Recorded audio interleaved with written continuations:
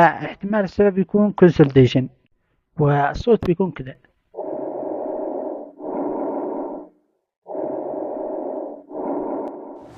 فمن خلال ما ذكرنا لاحظ أن لو جينا نسمع الصدر وسمعنا الإكسبيريشن أطول من الإسبيريشن، فهنا عندي احتمالين: يا إما أن الصوت اللي سمعته bronchial breathing أو fascicular breathing with prolongation of expiration.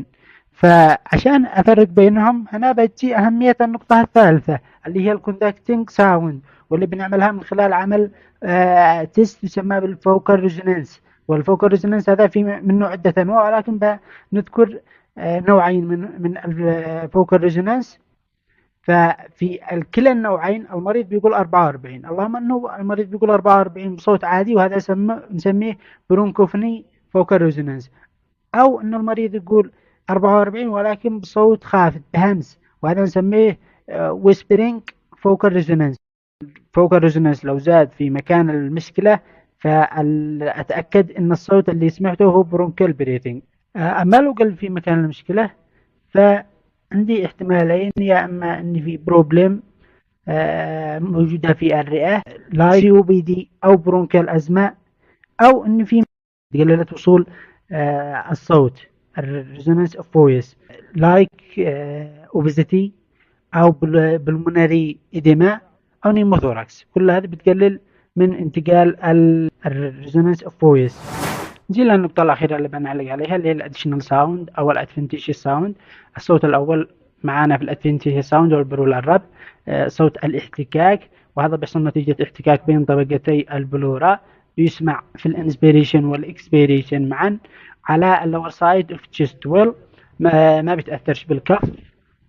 فلو المريض كح الصوت هذا مستمر معنا ما بيختفيش، واللي بيحصل نتيجة احتكاك بين طبقتي البلورا نتيجة نقص السائل اللي ما بينهم في حالات الأكيوت بلوريسي. والصوت بيكون كذا. الصوت الثاني معنا في الاديشنال ساوند الكريبيتيشن، أو أيضا يسمى بالكراكلز أو الريل، صوت الفرقعة، وهذا بينتج من مرور الهواء خلال سوائل أو إفرازات.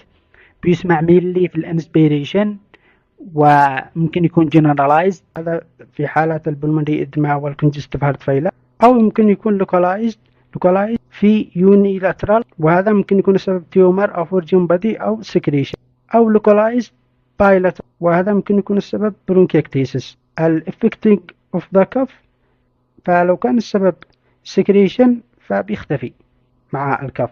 أما لو كانت المشكلة تيومر أو فورجين بادي أو any causes other than secretion، فالصوت بيستمر حتى بعد الكف change with cough. الكريبتيشن له subtypes. فاين، هذا صوت خافت أو صوت خفيف جدا في حالة السوائل السمول فوليوم. النوع الثاني الميديوم، ده متوسط ما بين الخفيف والقوي. والنوع الثالث الكورس، وهذا الصوت قوي جدا بيكون مشابه لصوت الشيشة أو المداعة، ممكن نسمعه بدون سماعة، وهذا في حالة السيفير بالمري إدماء. والكريبتيشن بنسمع الصوت كذا.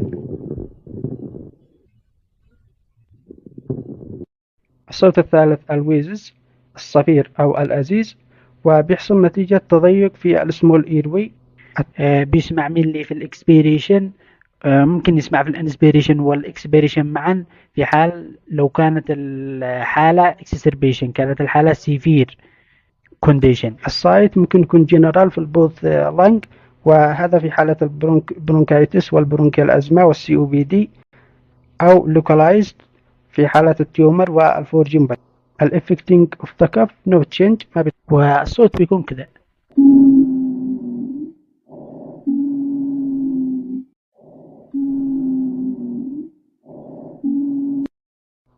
الصوت الرابع الرونكاي.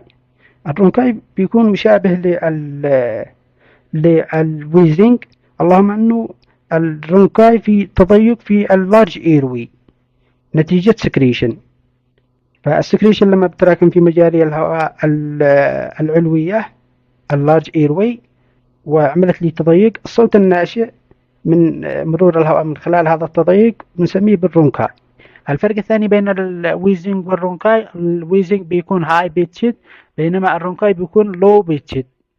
الويزنج انشنجبل وذ كف بينما الرونكاي تشنجبل وذ كف، لانه المريض لما بيكح بيطلع السكريشن اللي هي سبب في اصدار هذا الصوت، والصوت بيكون كذا.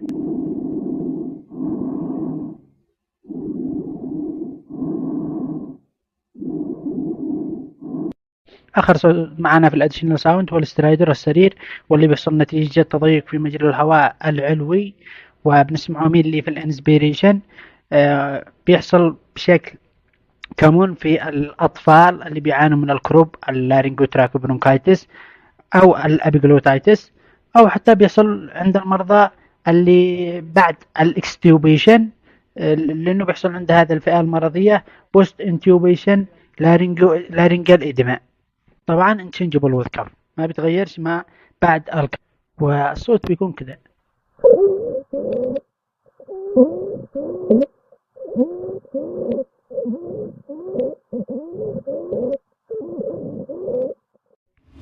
هذا نكون قد شملنا كل المعلومات اللي نحتاجها في الواقع العملي فيما يخص التست اسكولتيشن، واللي بيساعدنا في تحديد وتشخيص بعض الأمراض المتعلقة بالرئة.